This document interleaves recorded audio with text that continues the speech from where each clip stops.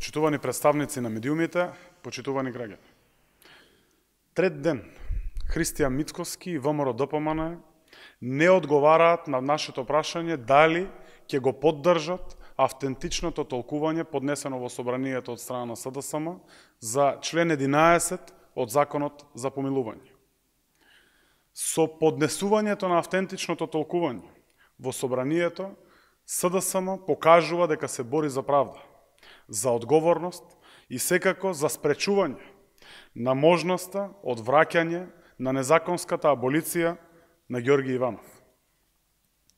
Социјалдемократскиот сојуз на Македонија нема да дозволи никакви амнестии.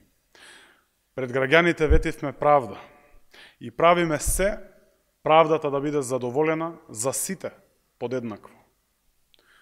Од друга страна, за жал, остатоците од режимот на ВМРО ДПМН, остатоците од заробената правда и Сваровски судството се обидуваат да застанат на патот на правдата, секако подпомогнато од ВМРО ДПМН. Христијан Мицкоски веќе 3 дена тактизира и не ги повикува пратениците на ВМРО ДПМН да го поддржат нашето барање.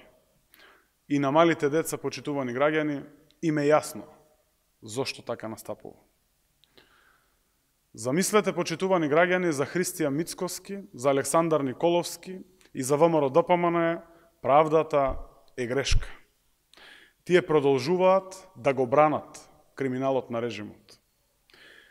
Јасно е дека Христијан Мицкоски и ВМРО ДПМН ја поддржуваат иницијативата пред Уставниот суд.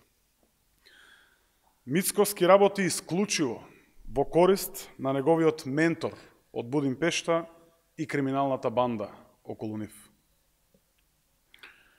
Прво, Христијан Мицкоски треба да го поддржи автентичното толкување, да се затвори нелегалната амнестија на Ѓорги Иванов, па после можеме да зборуваме за други барања.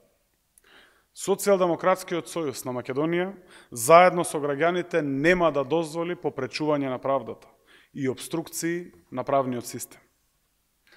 Ако има протести против аболицијата на Ѓорги Иванов, Мицкоски со сигурно ќе биде избаркан од граѓаните.